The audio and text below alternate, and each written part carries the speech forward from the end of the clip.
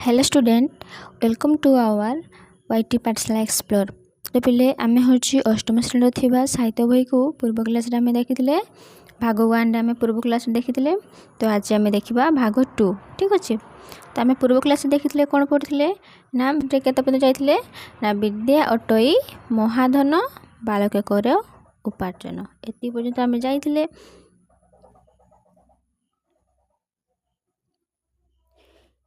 ताले विद्या मामूली धन नुहे, यह महाधन। विद्यालय रे आमे धनी होई पारिबा। अन्य मानको आखिरे जहाँ सबु धन बोली देखा जाए आमे सेपरी धन रोजगार करि पारिबा विद्या जगु। आउ गोटे कथा खाली धन अर्जन नुहे, ए विद्या द्वारा केवल आमे धन अर्जन करि पारिबा ताहा नुहे, धनर सदुपयोग किपरि करिबा एहा आमे ए विद्या ठारू ही शिखि थाउ। आम शास्त्रीय निर्देश हेउची, आम शास्त्रीय निर्देश अनुसार आमे एही विद्या को केवल धन बोली देखि न थाउ, एही विद्यार सदुपयोग आमे किपरि करि पारिबा एटा आमे एथिरु शिखि थाउ।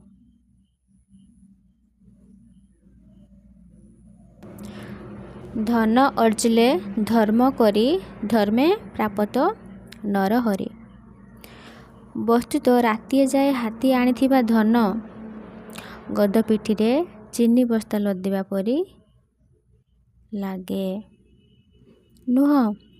देख आमर हाथीटी आनिथिबा जे धन गुड़िक जदि से गध पिठिरे बस्ता करदेव ताले से कौन हब ना से धनर धर्म बुझे नाही। केवल सेतिकी नुहे धनरे उन्मक्त व्यक्तिटी पागल हाथी परी काम करे।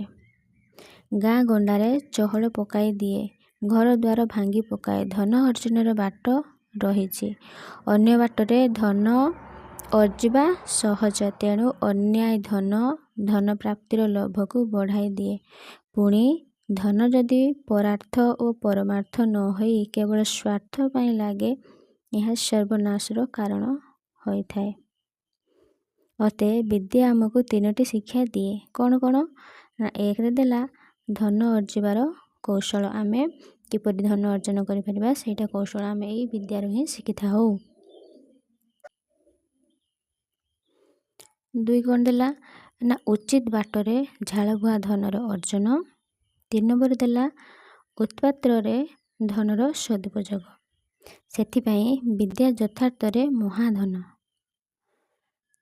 साधारण धनर चोरी होई पारे ओ भाई भाग नियंती, किंतु विद्या धन संपूर्ण निजस्व। ठीक सेही परी धर्म धन कथा कुआ जायछि।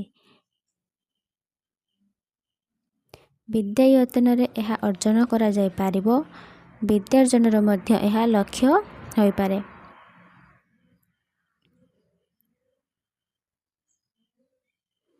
भक्त कवि मधुसूदन से बाणीटी हेउछि, कालू धर्म धन मु संचीबी ए जीवन अनिश्चित, केजाणी काहार आज मृत्यु काल होइजिब उपस्थित। अर्थात जीवन तो निश्चित भाव अनिश्चित, तेणु अनिश्चित जीवन रे तरबर न होई निश्चित धन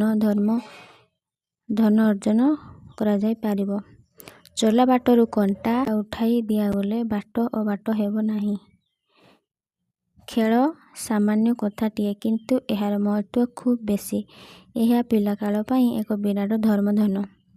आम खेल पड़िया बना बना घास होइछि, खाल अछि, गात खोला जाइछि, आमे मिलिगले पड़िया को सफा करि देबा।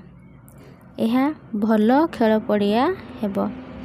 खेलाड़ीक गड़ भांगिब नाही। स्थिर होई पेंटु मारिले आमे जानिबा खेल खेलुआड़ हेबा। आमे खेलिबा और अन्य मानको खेलिबार सुजोग मध्ये देबा।